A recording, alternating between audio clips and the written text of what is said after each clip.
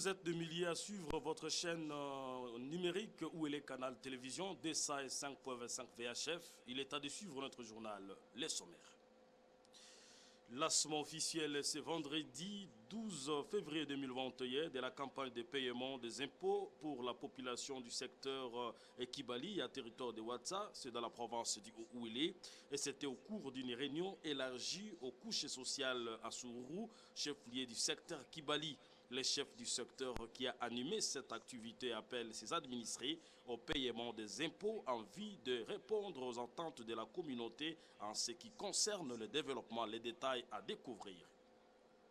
Et puis à Nissiro, vers le déploiement du groupe Global Investissement Congo Sansou sur la province du Haut-Ouélé, le staff dirigeant a effectué une visite claire en Issiro mercredi dernier pour y rencontrer le gouverneur Christophe Bassianenanga, également les détails à découvrir. On Nord Kivu, toujours insécurité, alors la neutralisation des groupes armés et la pacification de la région de Béni constituent une réponse pratique contre les recrutements d'AFA. C'est ce qu'a pensé certaines organisations en marge de la journée internationale contre les recrutements et l'utilisation des enfants dans les groupes armés à l'est de la République démocratique du Congo. Et voilà tout, mesdames, messieurs, pour les sommaires de cette édition. Les détails, dans quelques instants, Eric Moukoti est à la présentation. Derrière la caméra, Scarpitch Jacques Mamboyi, assisté par Wisbro Dieu merci, la réalisation de Nzanzo Tito. Bienvenue à vous tous et à vous toutes. Débutons cette édition ici à Cité minière de Durba, en secteur Kibali. Mesdames, Messieurs, comme nous vous l'avons annoncé au sommaire de cette édition, le lancement officiel ce vendredi 12 février 2021 de la campagne de paiement des impôts pour la population du secteur Kibali à territoire de Ouatcha en province du Haut-Ouélé.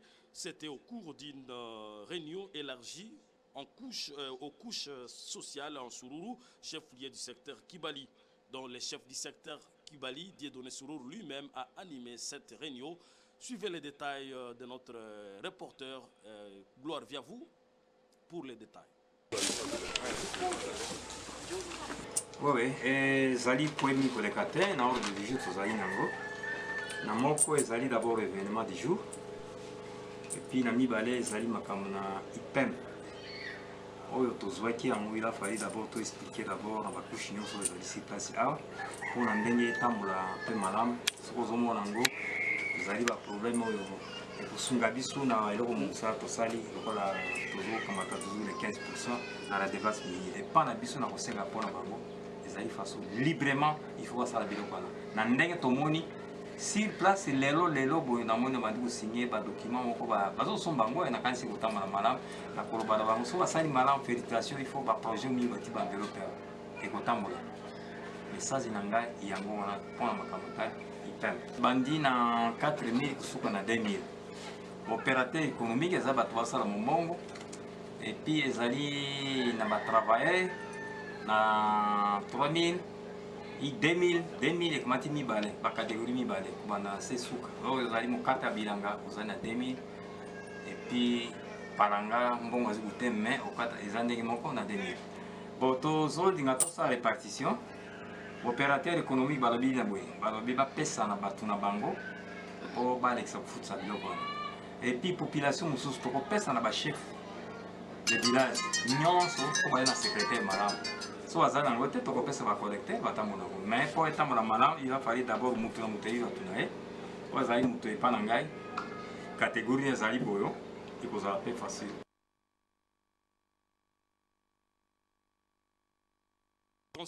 En ce qui concerne les reportages complets, vous aurez à suivre plus tard, mais quant au curé de la paroisse Sainte-Barbe de Durba, Emmanuel Oripale s'engage également dans la sensibilisation pour ces chrétiens en fait de payer les impôts comme prévu. Il est ici également suivi.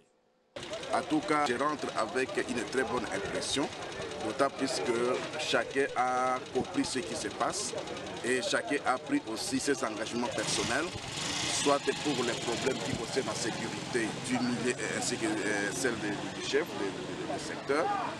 Et aussi pour ce qui est des IPM, donc l'impôt qu'on donne à chacun, ça c'est les droits ou les devoirs de chacun pour que les milliers puissent marcher. Alors nous savons que le problème de ETD qu'on sort, les 15%, oui, ça fait quelque chose, mais ça ne suffit pas. Si on doit voir réellement vraiment les besoins réels que nous avons sur le terrain pour le développement du milieu, pour la construction de notre secteur, je pense que chacun de nous doit nécessairement prêter la main forte au chef pour qu'on aille de l'avant. Et moi je pense que pour l'Église catholique, je le dis clairement, j'ai déjà payé l'impôt. Alors quand je vais présenter aux chrétiens, tout le monde est obligé d'emboîter les pas pour que nous puissions, n'est-ce pas, construire notre milieu. Ça c'est aussi biblique, comme je l'avais souligné lors de la rencontre. Je disais que même Jésus avait demandé à Pierre de prendre l'hameçon, descendre à la rivière, jeter et prendre les poissons. Et le premier poisson qu'il prendra, qu'il ouvre au moins, si on peut dire sa gueule, trouvera 2 pièces de monnaie pour payer l'impôt pour lui et aussi pour Pierre. Et puis la société civile ou les structures citoyennes engagées également dans cette lutte en fait de sensibiliser la communauté promettent également s'investir dans le cadre de faire des plaidoyers et voire même de faire des suivis par rapport à l'investissement de ces fonds pour le développement du milieu.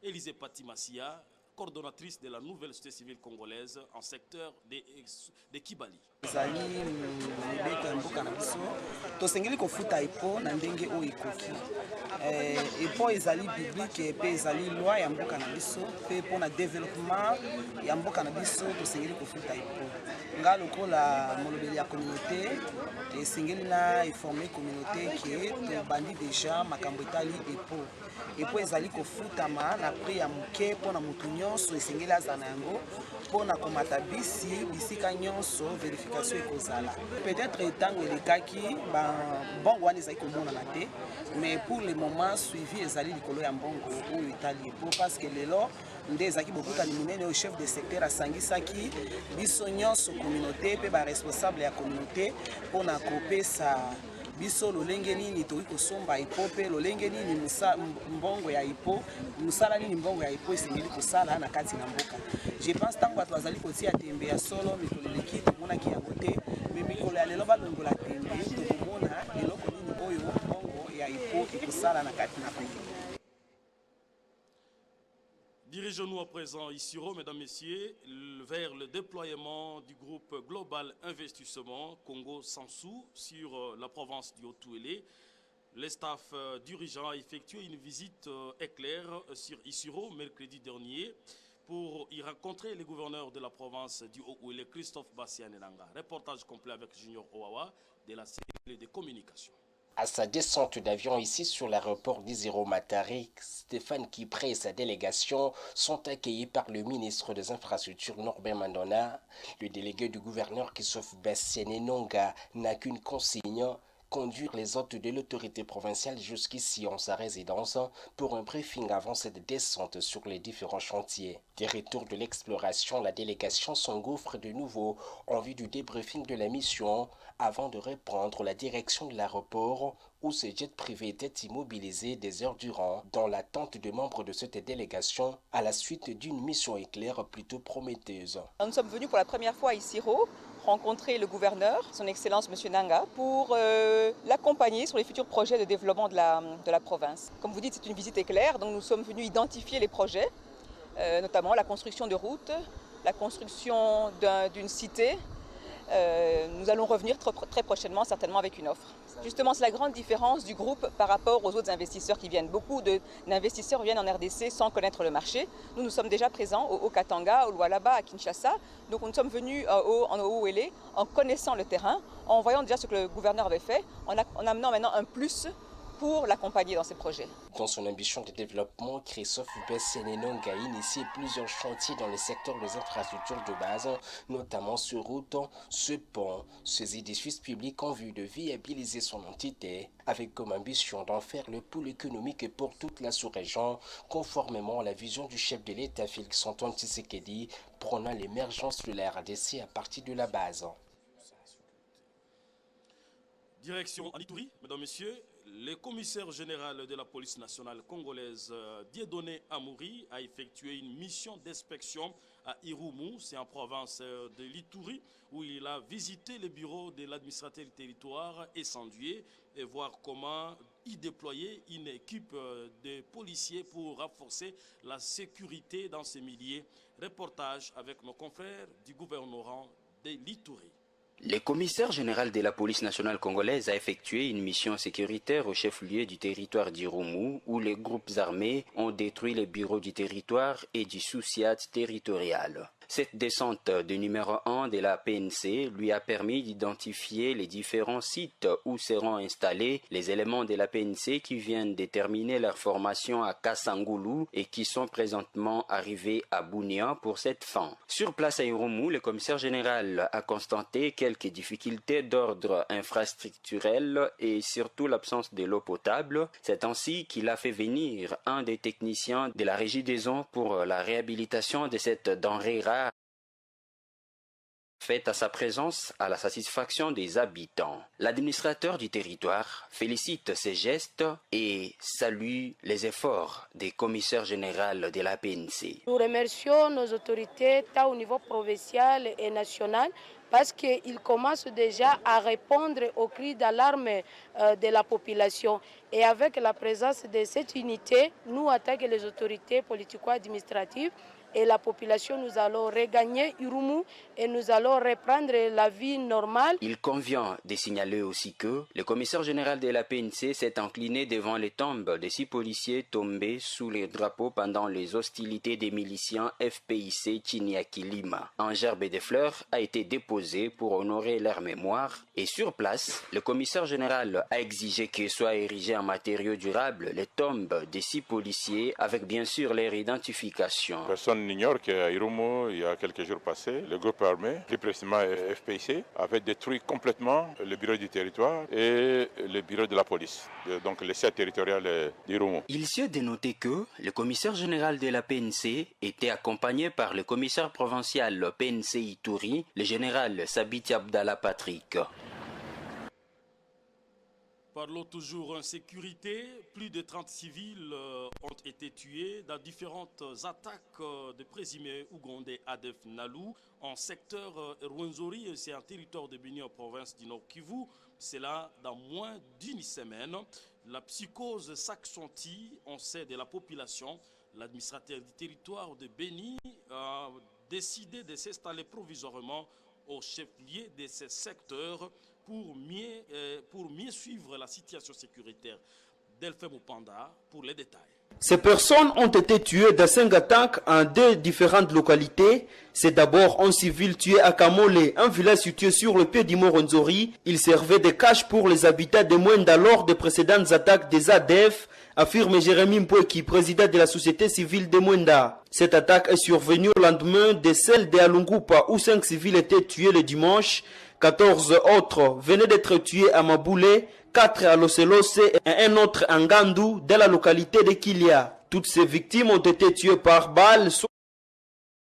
Constate les sources sur place. La société civile de Mwenda parle d'une situation troublée et interpelle les autorités. Kamore, c'est là où que les gens se cachaient souvent lorsqu'il faisait nuit. Alors c'est ici qu'hier, il y a eu incursion. La situation actuelle est vraiment tellement troublée parce que les moments où je vous dis ceux qui sont encore en vie sont en train maintenant de quitter les milieux parce qu'on comprend que là où on s'est réfugié, ça devient aussi un grand problème. C'est ici que les gens sont en train de quitter maintenant les milieux. Nous regrettons fort parce que nous, un jour, nous sommes en train de crier concernant la situation sécuritaire de Mwenda dans le secteur de Rwenzori, mais on semble rejeter toutes nos cris. Cette série d'attaques engendre une psychose au sein de la population, leur poussa au déplacement massif. Suite à cette insécurité, l'administrateur des territoires de Béni a pris la décision de s'installer provisoirement avec son comité territorial de sécurité à Mutwanga, chef-lieu du secteur de Rwenzori, pour mieux suivre la situation sécuritaire qui devient de plus en plus inquiétante dans cette entité.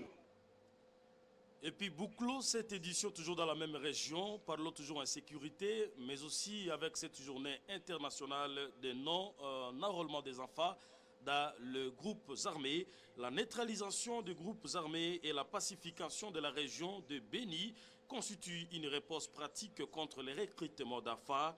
C'est ce qu'ont pensé certaines organisations en marge de la journée internationale contre les recrutements et l'utilisation des enfants dans les groupes armés à l'est de la République démocratique du Congo.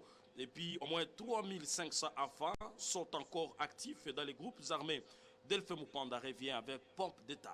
Ces statistiques n'ont pas changé depuis plusieurs années. Ceci est dû à la persistance de l'activisme et des groupes armés dans cette région. Selon Benjamin Simon, coordonnateur du groupe Jeunes Patriotes et Consolidateurs de la Paix, les humanitaires agissent sur les conséquences au lieu des causes, ce qui crée un cercle vicieux sur cette situation. Ils pensent que la sèche des cours pendant de longs moments expose les enfants au recrutement et exploitation dans les groupes armés. Avec la présence de la guerre, avec l'activisme des groupes rebelles, qu'on ne se cache pas la vérité, il n'y aura jamais des zéro enfants dans les groupes armés. Et c'est la raison pourquoi il n'y a pas une baisse sensible de statistiques des enfants qui soient encore utilisés. Ça veut dire les humanitaires, ils agissent sur les conséquences que d'agir sur les causes. À l'État congolais lui-même, à tous ces niveaux, de renforcer la vulgarisation et application de la loi portant protection de l'enfant, de rouvrir les activités scolaires dans le respect des mesures barrières, bien sûr, car la sèche des cours expose de plus encore les enfants de l'Est de la RDC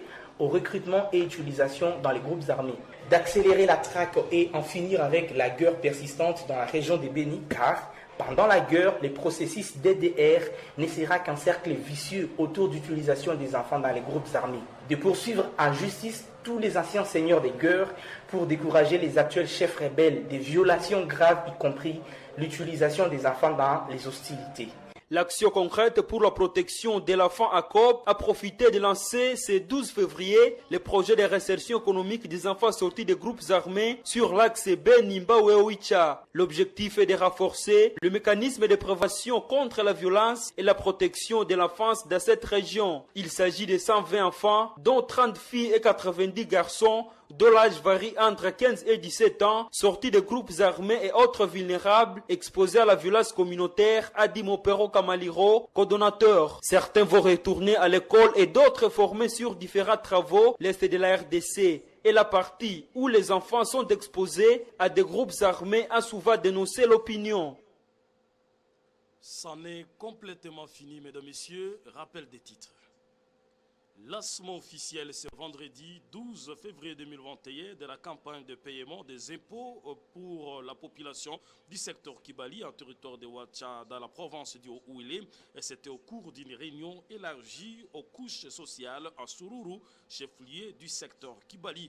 Le chef du secteur qui a animé cette activité appelle ses administrés au paiement de l'impôt en vue de répondre aux attentes de la communauté en ce qui concerne le développement. En Isiro, vers le déploiement du groupe Global Investissement Congo, un Sansou, sur la province du Haut-Uélé, le staff dirigeant a effectué une visite éclair à Isiro mercredi dernier pour y rencontrer le gouverneur Christophe Bastian Nanga. Cette firme active dans plusieurs provinces du pays et puis même à l'international à visage d'investir dans cette province qui regorge d'énormes potentialités dans le bien-être également de la communauté. Et puis au Nord Kivu, comme nous l'avons annoncé au sommaire, mesdames, messieurs, la neutralisation des groupes armés et la pacification de la région de Béni constituent une réponse pratique contre les recrutements d'AFA. C'est ce qu'ont pensé certaines organisations en marge de la journée internationale contre les recrutements et l'utilisation des enfants dans les groupes armés à l'est de la RDC. Au moins 3500 AFA sont encore actifs dans les groupes armés. Et puis pendant ce temps, 120 enfants issus des groupes armés et autres vulnérables vont bénéficier d'une réinsertion socio-économique à Béni. Vous avez suivi également les détails. Mesdames, Messieurs, ça n'est complètement fini maintenant. Eric Moukoti était à la présentation derrière la caméra Scar Pitch. Jacques Mamboyi, assisté de Wisbro. La réalisation de messieurs Nzanzoutito. Quant à nous, on fixe un petit prochain rendez-vous. Merci à vous de nous avoir suivis. À la prochaine.